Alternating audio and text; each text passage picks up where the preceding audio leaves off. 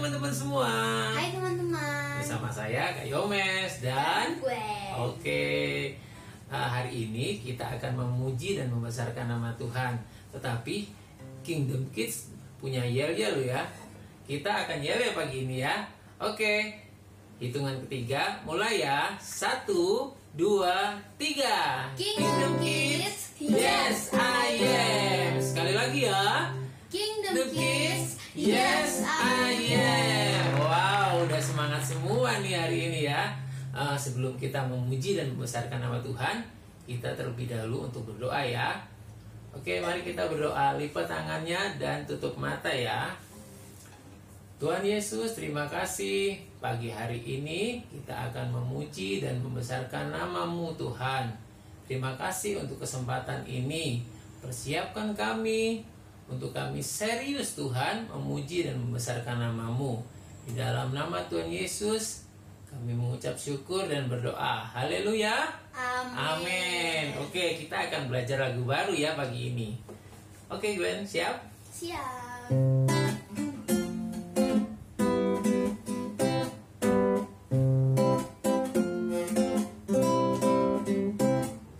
Kuat-kuat yang terkuat, hebat-hebat yang terhebat, besar-besar yang terbesar, itulah Tuhan Yesusku.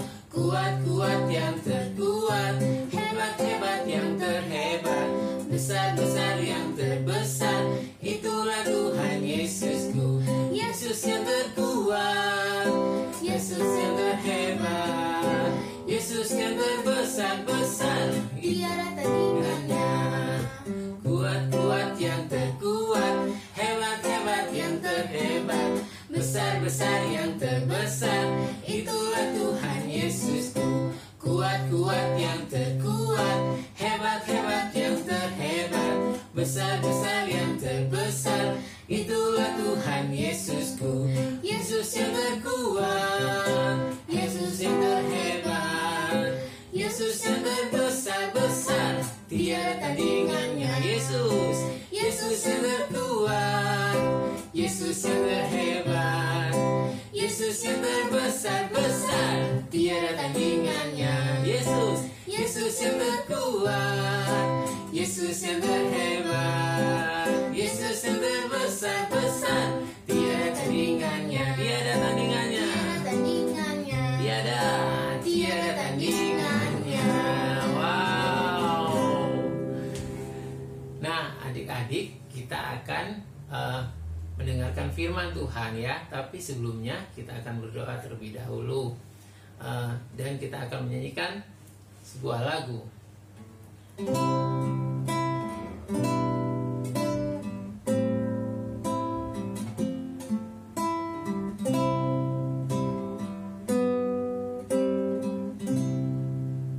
Selamat pagi Bapa, selamat pagi Yesus, selamat pagi Roh Kudus. Terima kasih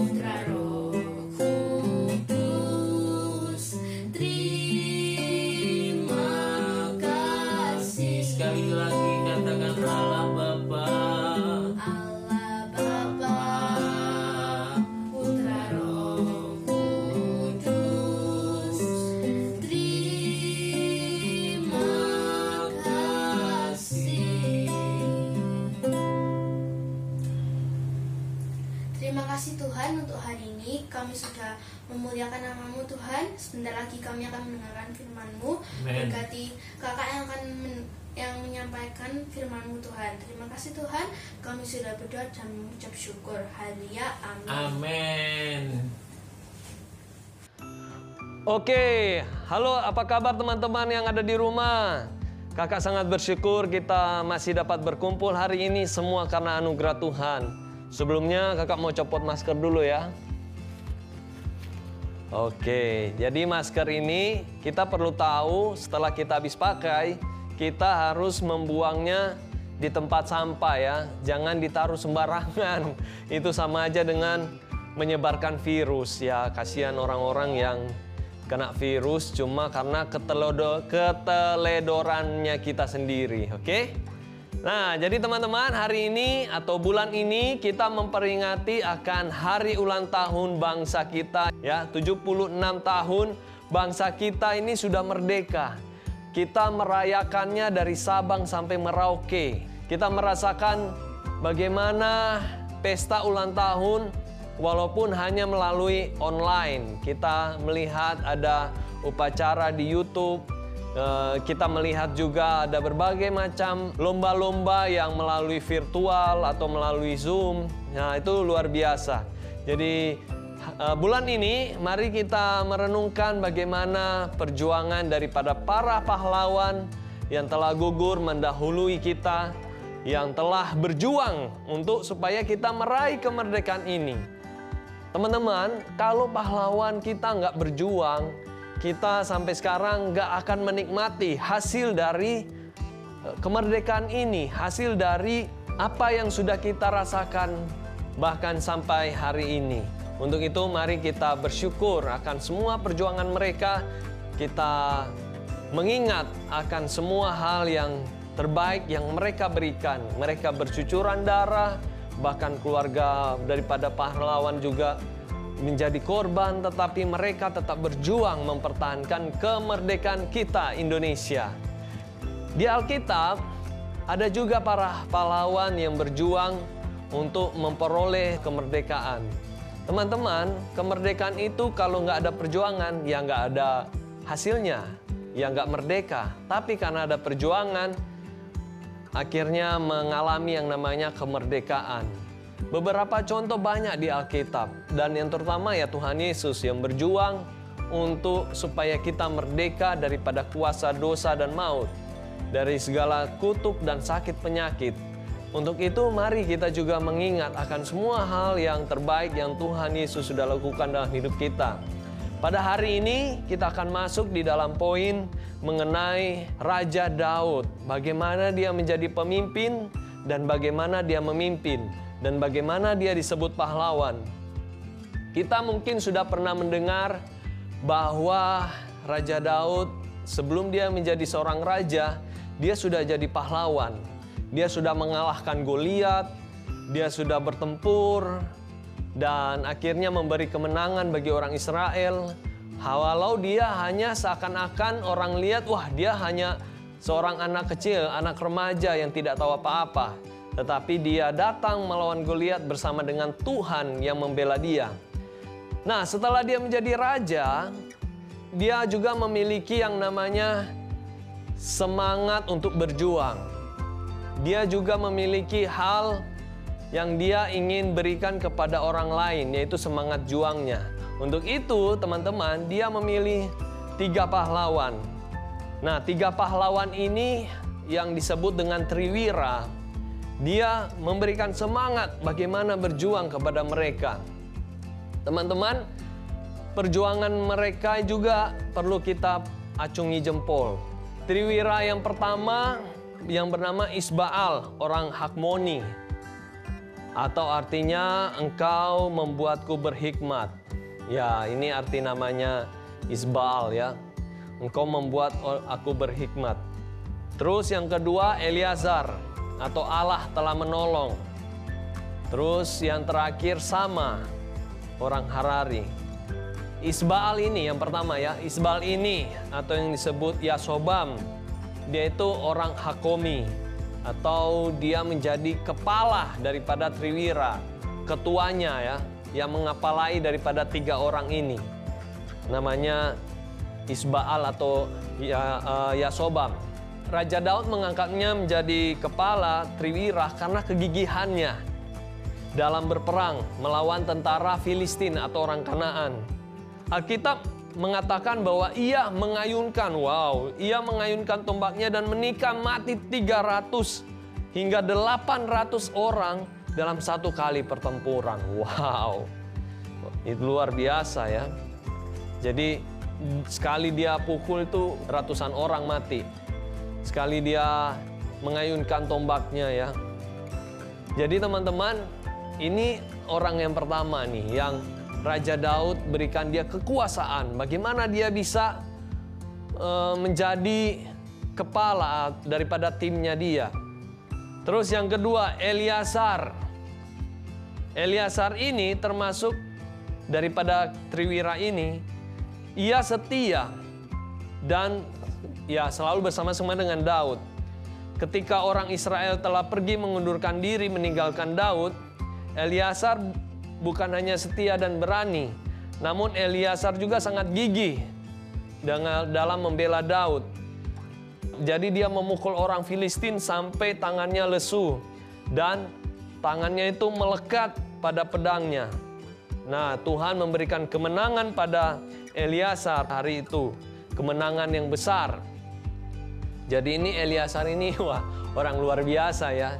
Orang luar biasa yang Daud miliki.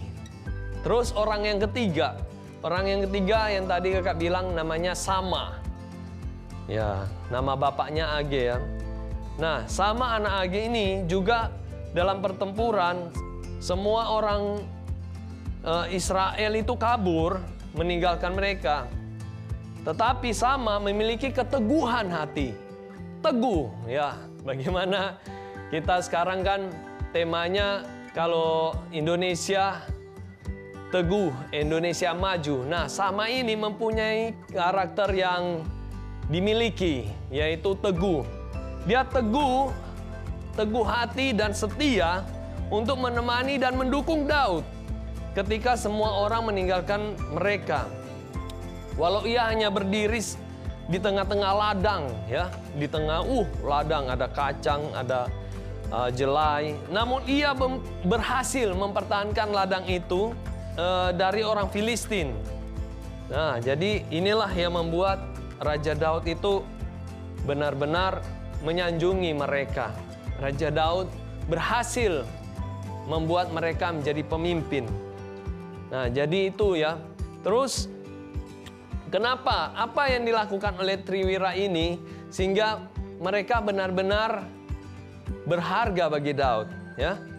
Selain berharga bagi Daud, ya berharga bagi Tuhan. Jadi tindakan kepahlawanan Triwira ini itu ada satu peristiwa di mana Daud itu sampai terharu, sampai Daud itu begitu hormat sama ketiga orang ini. Jadi ini satu kali ya, Daud dan orang-orangnya dalam banyak masalah nih dan bersembunyi di Gua Adullam. Nah, Gua Adullam ini mereka tidak bisa kemana-mana lagi karena dikepung oleh orang-orang Filistin. Jadi orang Filistin udah menguasai Bethlehem dan mereka itu sudah berkemah di sana. Dalam keadaan yang demikian, timbullah keinginan Daud untuk minum. Dia haus, Daud haus, dan dia itu harus masuk ke Bethlehem karena cuma di Bethlehem ada persediaan air atau ada perigi di sana ya, ada sumur di sana. Nah, pada waktu itu terdengarlah kepada Triwira ini. Mereka dengar bahwa Daud haus. Wah, Daud haus. Raja kita haus. Akhirnya apa yang dilakukan mereka untuk Raja Daud? Mereka pergi menerobos perkemahan itu dan mereka mengambil air, menimba air dari sumur itu, dari perigi itu yang ada di Bethlehem yang sudah dikuasai oleh orang Filistin, dan mereka mengangkatnya, membawanya kepada Daud. Wow, luar biasa banget ya teman-teman. Ini yang patut kita acungi jempol kepada Triwira ini. juga kepada Raja Daud, karena Raja Daud berhasil membangun sebuah kepercayaan, membangun sebuah kehormatan, juga integritas, juga membangun sebuah tim yang benar-benar setia kepada Daud dan setia kepada Tuhan. Tapi pada waktu mereka membawa sama Daud, karena Daud ini jadi nggak tega kan, jadi terharu Daud. Daud merasa, aduh ini gimana kok aku tega gitu pada mereka. Akhirnya Daud mengangkat air yang mereka berikan pada Daud ini sebagai korban curahan di hadapan Tuhan. Sekali lagi, Daud menunjukkan otoritas, tapi juga menunjukkan integritas, dan juga menunjukkan bagaimana ia menghormati Tuhan. Dan hal itu disaksikan oleh ketiga orang ini atau triwira ini. Itu luar biasa teman-teman. Jadi dari peristiwa yang terjadi dalam hidup Daud, kita dapat mendefinisikan atau kita dapat menggambarkan arti dari kepahlawanan menurut Raja Daud. Bahwa pahlawan mereka yang mau berjuang penuh keberanian sama seperti triwira ini. Mereka memasuki kota Betlehem yang sudah dikuasai oleh orang Filistin. Dan juga berkorban demi kecintaannya dan kesetiaannya kepada orang yang mereka kasihi, yang adalah Raja Daud, ya, yang sudah menunjukkan bagaimana kasih Tuhan itu terhadap umatnya. Ketiga orang tersebut sangat mengasihi Daud, taat, setia kepada Daud. Karena mereka begitu mengagumi Raja Daud, mereka begitu hormat melihat Raja Daud. Dan bagaimana mereka mendengar bahwa pertama kali Daud memasuki medan pertempuran, yaitu melawan Goliat, bahwa dia selalu meninggikan nama Tuhan. Kemanapun Daud pergi, Daud selalu meninggikan nama Tuhan. Daud tidak menyanjung diri sendiri atau tergoda dengan diri sendiri. Bahkan Daud gak peduli sama diri sendiri, mau dipermalukan, mau diejek, mau dipermalukan di depan umum, dia gak peduli. Pokoknya nama Tuhan yang disanjung tinggi. Nah, itu luar biasa ya, yang perlu kita pelajari dari Daud dan bagaimana dia mendelegasikan triwira ini. Nah, sekarang pertanyaannya bagi kita, apakah kita memiliki kecintaan dan kesetiaan seperti triwira tersebut? Pertanyaannya bisa kalian jawab di rumah. Kakak juga berusaha untuk menjawab, apakah benar-benar kita setia dan cinta, rela berkorban demi orang lain yang membutuhkan Tuhan Yesus? Apakah kita tidak kagum pada Yesus yang sudah mengalahkan setan kurang lebih 2000 tahun yang lalu? Apakah kita langsung bertindak seperti triwira itu ketika Tuhan Yesus mengutarakan keinginannya? Pertanyaannya sekali lagi kita bisa jawab di rumah, di dalam hati kita, ya. Atau bisa jawab juga kepada orang tua kalian. Kalian bisa bahas ini dengan orang tua kalian. Wah, aku setia nggak ya? Ya, kalian bisa bahas di rumah atau bahas dengan saudara kalian yang kalian kasihi.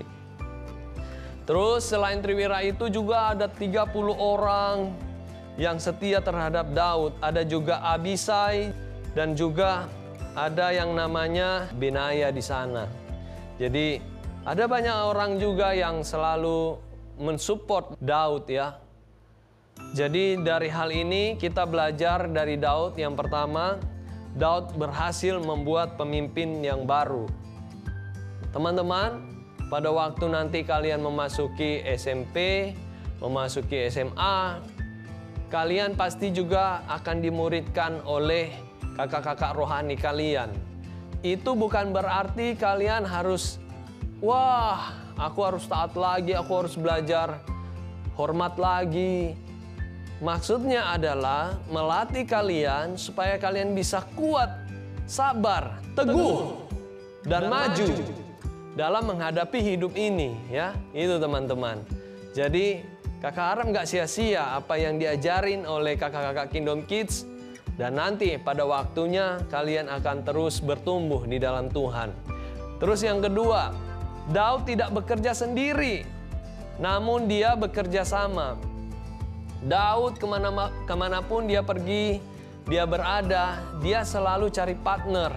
Dia selalu cari teman untuk menemani perjalanannya. Bahkan Daud terkenal dengan orang yang suka berteman, suka bersahabat. Bahkan dia memiliki sahabat anak daripada Raja Saul yang memusuhi Daud. Siapa namanya?